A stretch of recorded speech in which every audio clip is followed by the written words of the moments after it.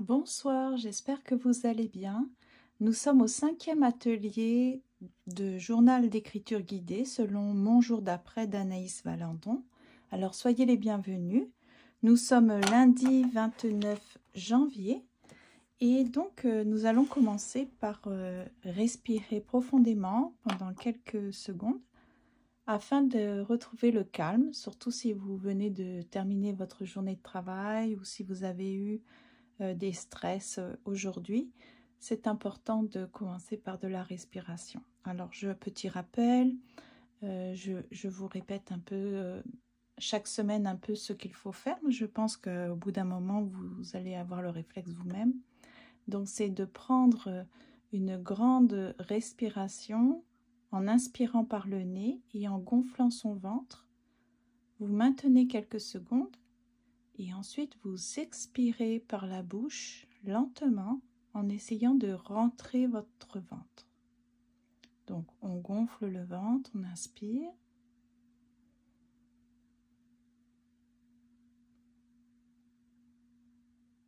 Et on souffle.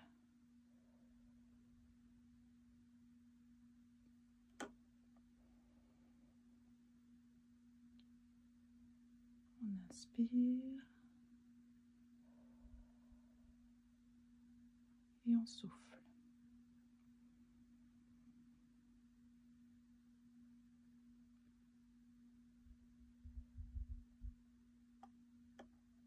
Très bien. Vous faites ça jusqu'à ce que vous vous sentiez vraiment bien. Pensez à installer un environnement calme et sécuritaire, chaleureux aussi. Donc avec des lumières. Je vois que je n'ai pas allumé ma lampe avec le sel d'Himalaya. Donc voilà, je le fais. Ensuite, munissez-vous de votre carnet, de votre journal, de stylos de couleur qui vous conviennent. Et puis, nous allons jeter à la poubelle, vous savez, comme on fait à chaque début de séance, tout ce qui peut éventuellement vous empêcher de faire une bonne rédaction. Alors, je vous donne des exemples de ce qui pourrait vous embêter. Donc, d'un point de vue physique, est-ce que j'ai envie de pleurer, de crier, de m'énerver? Si c'est ça, vous l'écrivez. Qu'est-ce que je ressens? Donc, sur le plan physique, dans mon corps, est-ce que ça me serre l'estomac, le cœur? Ensuite, on peut se poser la question, est-ce qu'on a peur d'écrire? Est-ce qu'on ne sait pas quoi écrire? Est-ce que ça nous coupe l'appétit? Ou au contraire, est-ce qu'on a envie de manger? Donc, je vous encourage à noter ce qui vous vient à l'esprit, qui pourrait vous embêter dans la rédaction. Aujourd'hui, on va parler de vivre avec le regard de l'autre. Donc, je vais écrire quelque chose. Nous sommes le 29 janvier. C'est fou, hein? Déjà un mois de passé. Année 2024. Le titre, c'est « Le regard de l'autre ».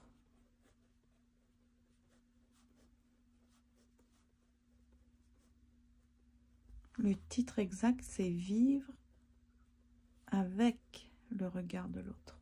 Voilà.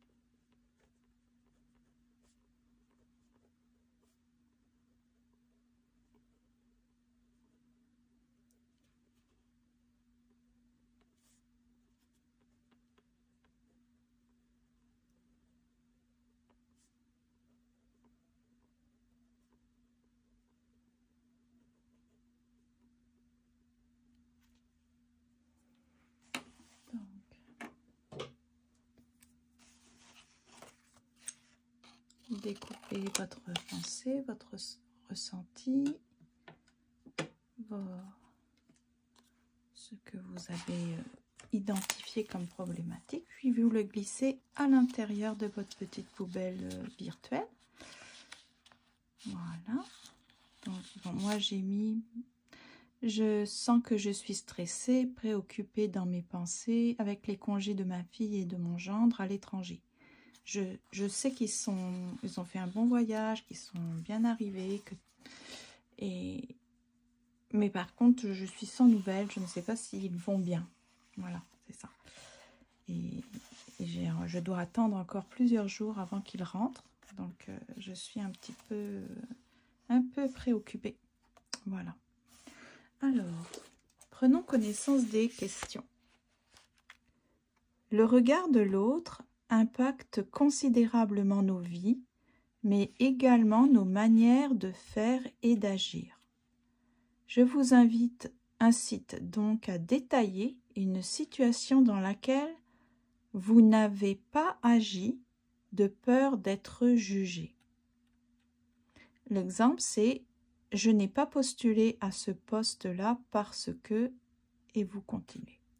Donc, pensez à une situation où vous n'avez pas agi alors que vous auriez aimé agir, simplement parce que vous avez eu peur d'être jugé par quelqu'un d'autre. Donc, on va écrire ça. Ce n'est pas vraiment une question, en fait, on va mettre situation dans laquelle je n'ai pas agi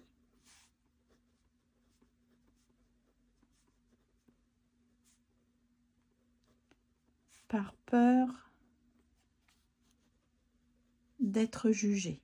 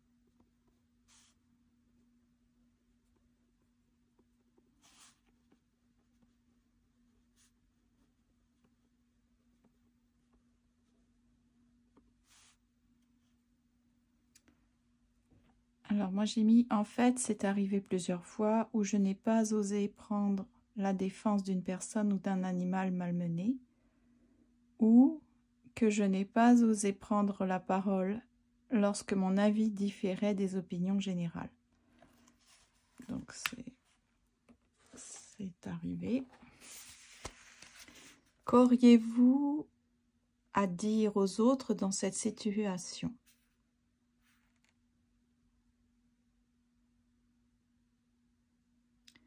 Alors, qu'auriez-vous à dire aux autres dans cette situation?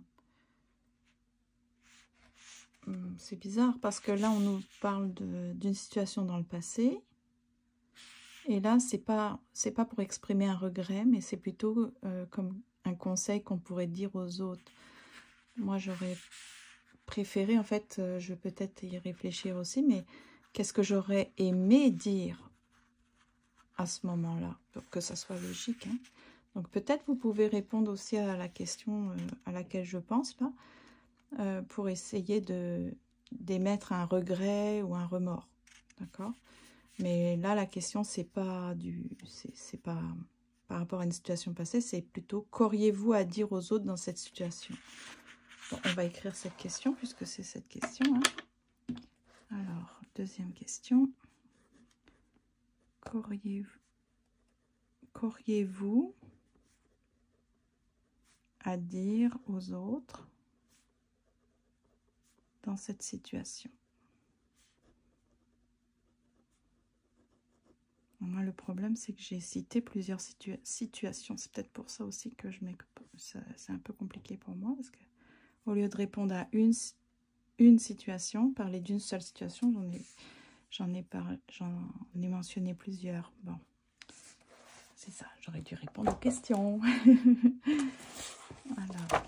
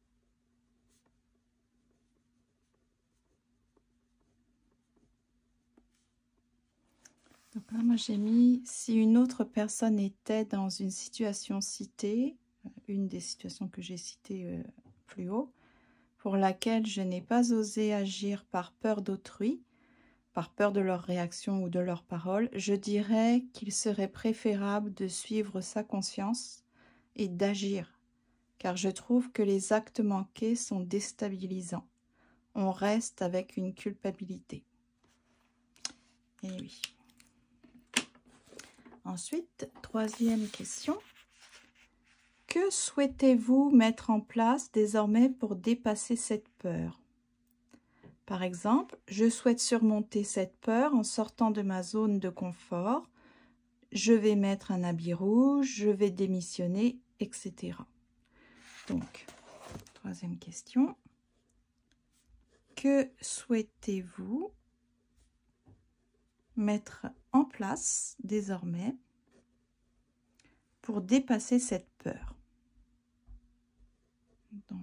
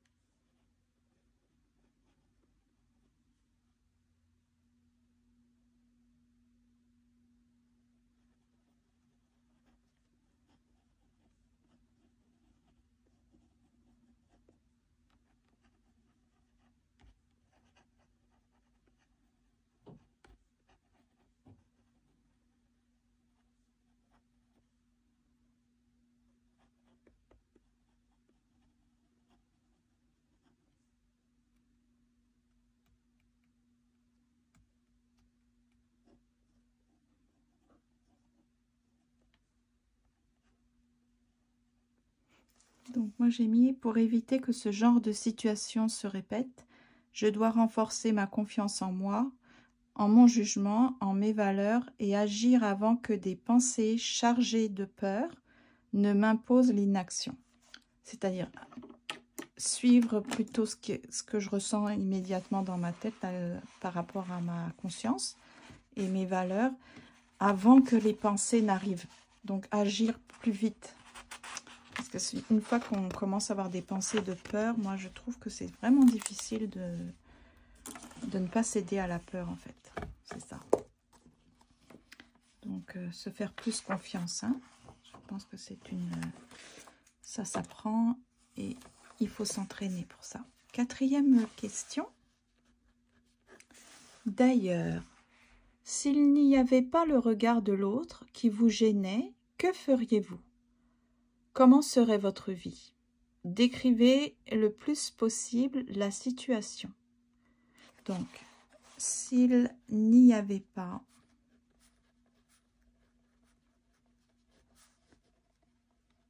le regard de l'autre,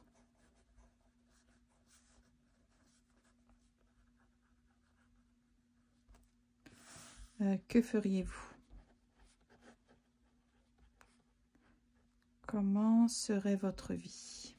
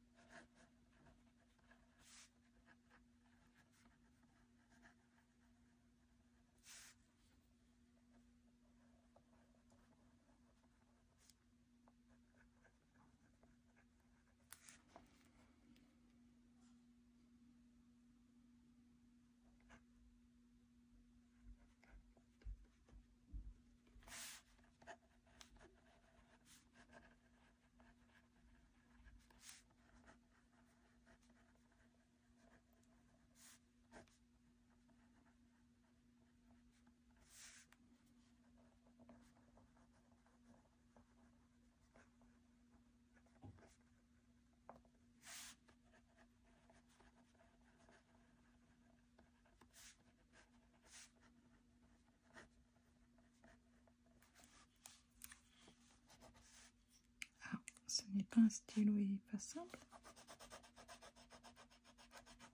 Merci.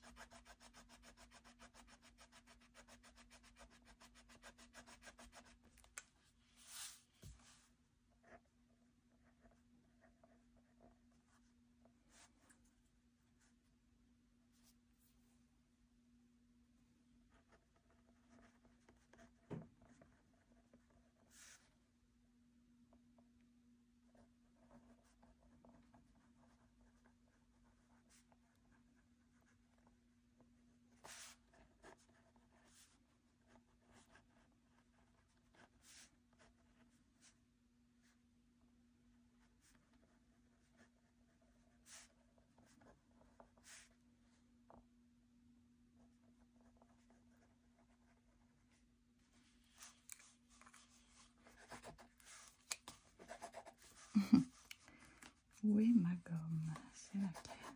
Non.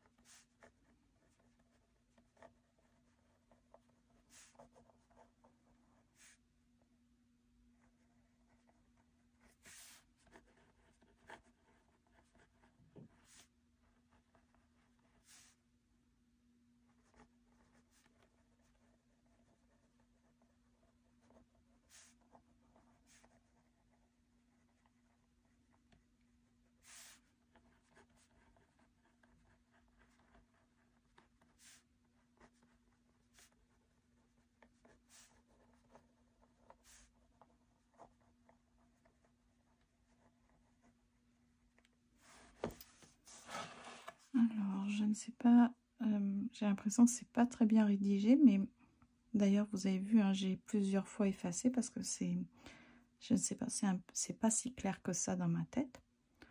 Je pense que si je parvenais à ne pas craindre le regard des autres, je défendrais avec force mes valeurs, serais moins laxiste des pensées ou actions choquantes en opposition avec mes valeurs.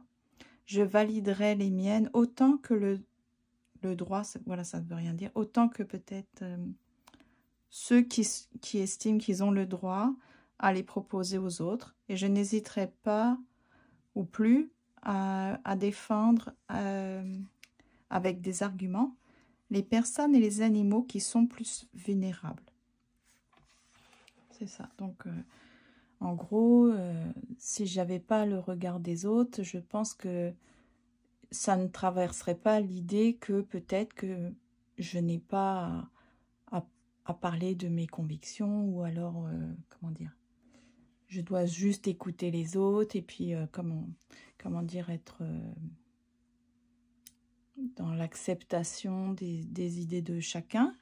Je me dirais que ben, si c'est le cas, ben, moi aussi j'ai le droit de ne pas être d'accord et puis finalement avec des arguments de dire ben voilà, je ne suis pas d'accord dans telle et telle situation, plutôt que de laisser parler comme ça sans rien dire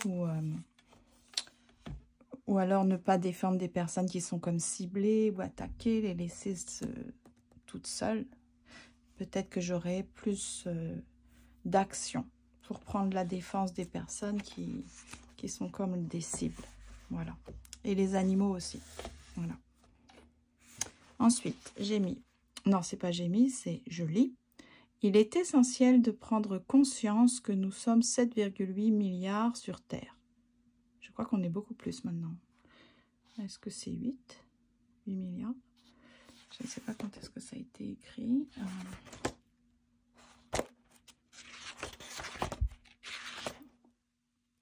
2021, oui.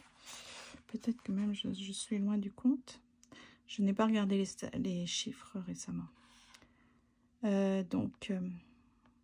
Soit autant de manières d'agir et de faire. Ah, voilà, ça c'est vrai. C'est ça, on n'est pas obligé de penser tous pareil. Hein. Ce sont les différences qui font les richesses de notre monde. Je vous invite donc à écrire ce paragraphe suivi de votre signature pour symboliser votre détachement du regard de l'autre. Je m'engage aujourd'hui à me libérer du regard de l'autre pour faire du mieux que je peux afin de faire ce que je souhaite de ma vie. Ensuite, ressentez cette phrase, laissez-la vibrer et faites-en un mantra si vous le souhaitez. Alors, puisque c'est une jolie petite phrase, peut-être que je vais, parce que c'est pas très beau là, je vais essayer de trouver comme un petit support. Vous pouvez faire ça aussi. Où est-ce que je pourrais trouver ça? Vous savez, comme une jolie petite image ou une petite comme étiquette. Puis on va écrire la phrase. Et puis comme ça, on pourra la répéter si on trouve qu'elle elle peut, comment dire, résonner en nous, avoir du sens pour nous. Donc je vais vérifier. Peut-être ça. Donc j'ai un petit journal comme ça, un petit carnet avec de très très belles images. Je vais choisir, je pense, je vais la mettre ici. Ça c'est beau.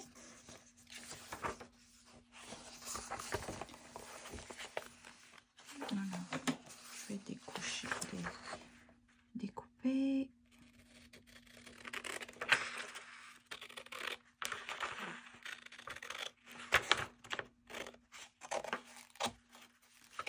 C'est bien d'avoir des petites phrases comme ça qui ont du sens pour nous et qui peuvent nous aider à être plus forts, à atteindre des objectifs, à nous rappeler ce qu'on s'était promis. Hein. Voilà. C'est vrai que ce n'est pas évident quand la majorité pense une certaine chose, puis on se dit, oh là là, si je dis mon point de vue, comment ça va être pris. Est-ce que finalement je vais attirer les foudres sur moi? C'est important que en fait on puisse nous aussi dire si on n'est pas d'accord. Du moment qu'on respecte toutes les pensées, qu'il n'y en ait pas, on n'ait pas l'impression que justement il y a des pensées qui ne sont pas dites parce qu'on a peur de les dire. Est-ce que j'ai voilà une colle? Donc on va écrire la phrase. Vous pouvez faire aussi un dessin. On va avoir une petite fiche, mettre des couleurs dessus, de la peinture, pour que ça soit joli.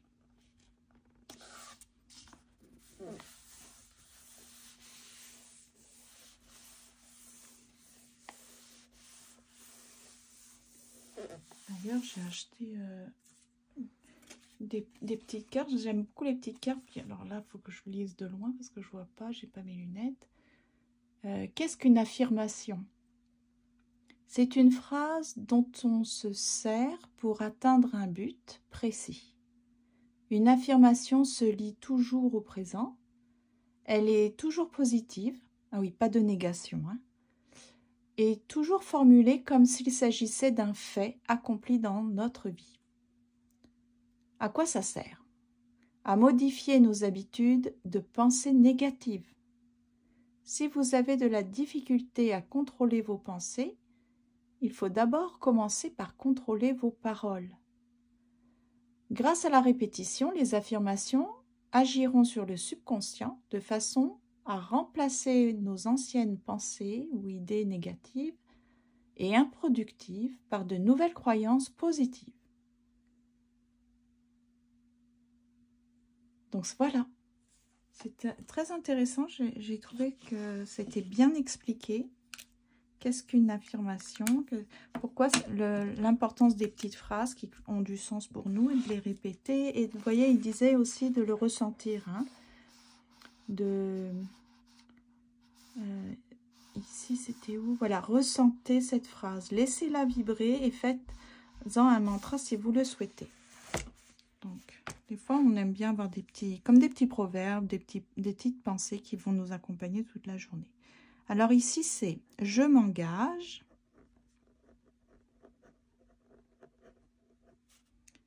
aujourd'hui.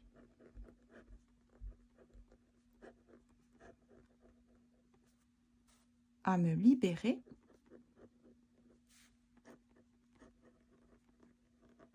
du regard de l'autre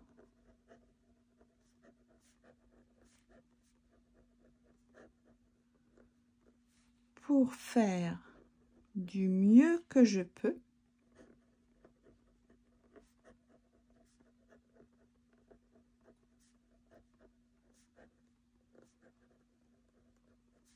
afin de faire ce que je souhaite de ma vie.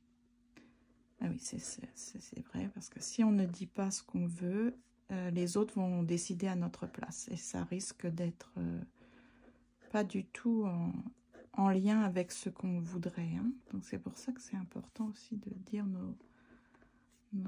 notre point de vue. Ne pas laisser les autres décider à notre place. Hein. Donc je m'engage aujourd'hui à me libérer du regard de l'autre pour faire du mieux que je peux afin de faire ce que je souhaite de ma vie. Donc ça, c'est une très jolie phrase. Je vais mettre un petit signet pour lire régulièrement cette phrase. Voilà, donc nous avons fini l'activité aujourd'hui. C'était intéressant, hein. C'est vrai qu'on ne prend pas toujours conscience à quel point les autres ont de l'influence sur nous et peuvent imposer leurs idées si on n'y prend pas garde.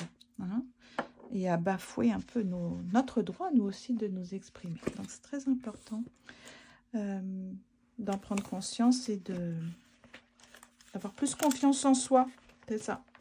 C'est un travail de toute une vie, ça. Hein. Donc, j'espère que l'activité vous a plu. Comme d'habitude, je vais mettre à quel moment se trouvent les questions pour que vous puissiez vous y rendre directement. Je vous souhaite une très belle rédaction et puis je vous dis à demain pour l'atelier d'art-thérapie. J'avais dit que je crois qu'on avait besoin d'aucun matériel, hein, il me semble. Voilà.